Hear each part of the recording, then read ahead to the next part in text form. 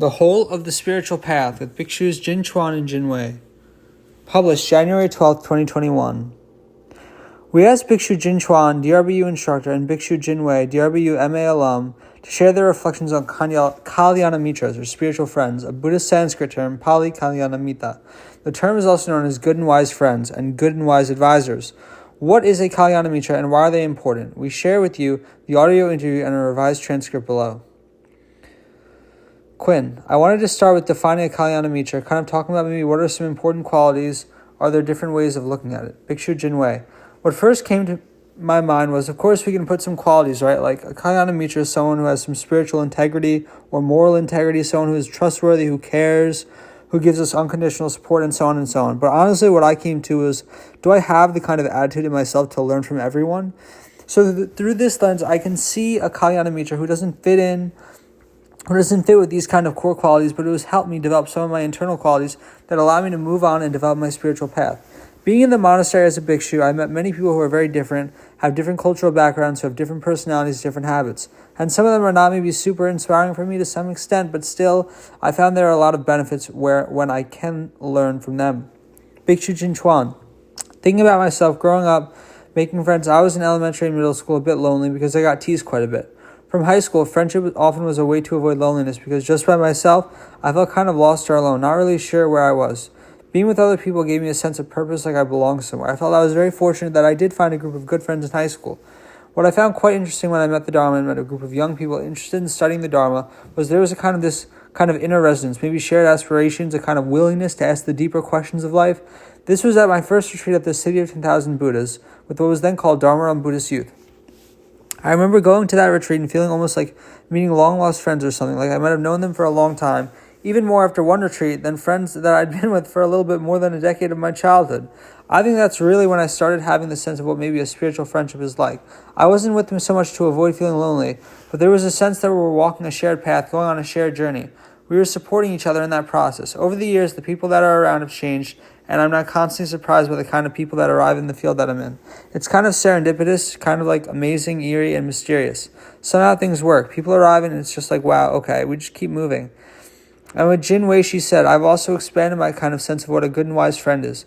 Everyone who I encounter is a kind of good and wise teacher. Bhikshu Jin Wei. Maybe I can add, I noticed that spiritual friendship not only can come from quote-unquote humans, right? Being recently frequently in the Redwood Forest and Santa Cruz Mountains, I noticed that I have a lot of support from the trees, for instance, in this kind of environment, in the sacred space in nature. I feel deeply my kind of spiritual aspiration is nourished very deeply.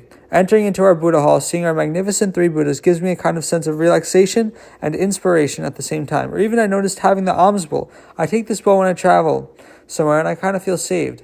I with my companion to some extent. It reminded me who I am, same as my robes. They also to some extent give me this kind of spiritual support. I can expand this to this kind of material and non-material, leaving and not leaving dimension. There's actually a lot of elements here in the monastery of kalyāṇamitras. Bhikshu Jin Chuan. This year in spring, I was helping with the Western Classics 2 class, and we read Aristotle's Nichiro-Mancian Ethics. I was quite struck that he has a lot of texts devoted to friendship.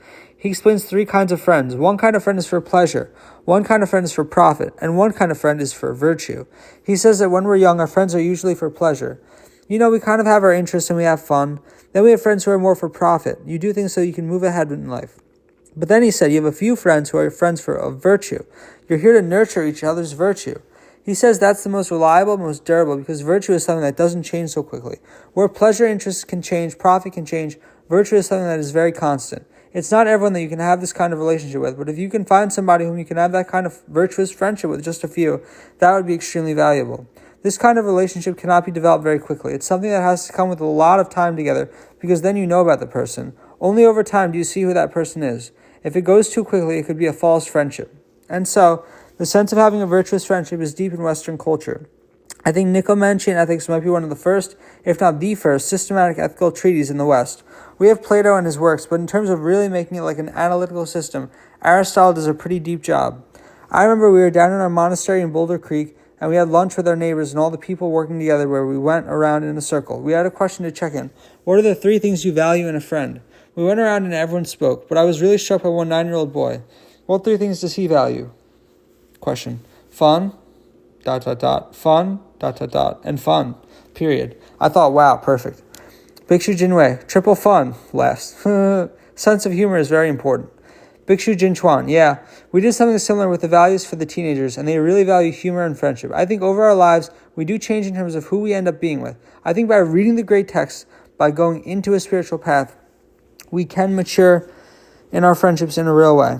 Bit by bit, our relationships deepen, our maturity increases. I'm not as naive, but I don't lose my trust in people's goodness in an ultimate sense as well. So it's a kind of constant process, trusting myself and being a good friend to myself.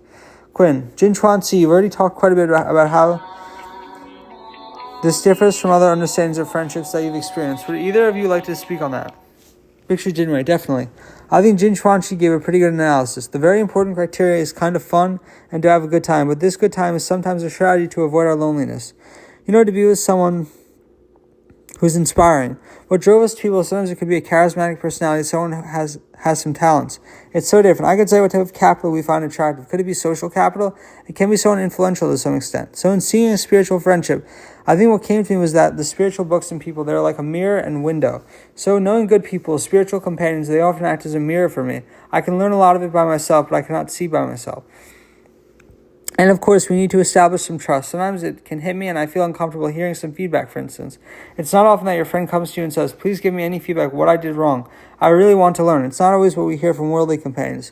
We want to learn something deep about ourselves. It's back to us and our ability to know ourselves to grow to some extent. A kalyāṇamitra, in another sense, is a teacher also, right? So they become a teacher and friend at the same time. We can learn a lot if we put ourselves in the position to learn, of course. They give us aspirations, encouragement, and support. If we're walking the spiritual path very often, sometimes we have downs, ups and downs, and so forth. It could even be silent. I remember when I was in Poland, many times the retreats were silent retreats.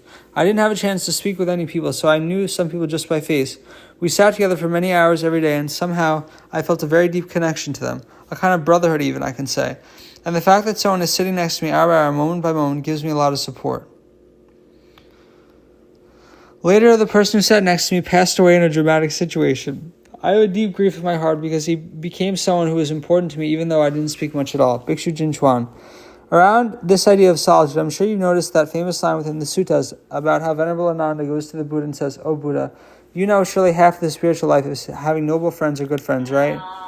Good and wise friends, kalyāṇamitras." The answer that the Buddha gives back to him, which is a little bit provoking, is, don't say that, Ananda, don't say that. Because the whole of the spiritual path of spiritual friends is good friends. Usually that's where the quote ends, but if you keep reading, the Buddha actually says that it is spiritual friends that help you develop in the Eightfold Path that leads to solitude, to disenchantment, dispassion, the cessation of suffering, to liberation. What's interesting to me is that solitude, a spiritual friend, actually leads us to this inner place of well-being where we're not dependent on the other person. Sometimes in the world, our relationships create dependency. You give me something, I give you something, or maybe we just reinforce each other's identity to make ourselves feel somehow okay. And on this spiritual journey, that's actually not what it's about. It's about helping you find real freedom. And that's finding real freedom in your own skin by yourself. That's what the friendship's about, which I think is quite unique. DRBU students, staff, and faculty participate in day-long Metta as a Way of Life retreat with Ajahn Pasalo, 9/15/19. Photo by Zhuan Ui. If you read the footnote by Bhikkhu Bodhi, he said Venerable Ananda came to this realization on the importance of friendship when he was in seclusion. So he was meditating on his own. He thought, well, surely half the spiritual path is my own effort, and half of it as my spiritual friends. That was a big insight for him. But my sense is because he probably thought a lot of it was his own personal striving. And to me, the beauty in that is that within the solitude, we see our relationships. We're not ever alone. When we really start to walk on the spiritual path, we realize that we're not doing this through our own effort. You can say solely every part of us has been influenced by other people, by even material things, living and non-living. And so I really like that kind of image in my mind, of how within the solitude we find this deep interconnectedness with everything. And within that interconnectedness with everybody else, we find our solitude. We find that inner freedom. Maybe in really good friendships in the world, some people might have that mutual care for each other's fullest potential. I don't think it's limited within the Buddhist context, but I found that within Buddhism, we can talk about that more explicitly. The chances of that happening are much higher. Quinn, you sort of shifted into the sort of third topic I wanted to cover. Why are these spiritual friendships important? We have these ideas of the spiritual friend as a mirror. The spiritual friend is someone with whom we're learning, exchanging feedback, who is validating and recognizing our spiritual aspirations. These are the kinds of themes we're noticing. Is there anything else you could say about that? Bhikshu Jin Chuan. Well, honestly, This spiritual path is quite difficult, and to go it alone, I would say, is pretty much impossible. To try to figure out how to walk the spiritual path completely solo, I think, at least for myself, usually I get lost in my own afflictions through the thicket of views. I get stuck on one view and then take that to be the right way, and then there goes my life, stuck in a view. And friends push us out of that space because oftentimes they don't share the exact same view. They see something slightly different, and it kind of makes you think, oh, another perspective. I was going to share one thing. During a service space call, they showed this image and it really struck me. It's a cartoon somebody drew. Which is more important, asked Big Pen, the journey or the destination? Asking this little dragon. The company, says the tiny dragon. It was really striking me because oftentimes we get that question and we go, oh yeah, it's the journey we're supposed to focus on every step of the way.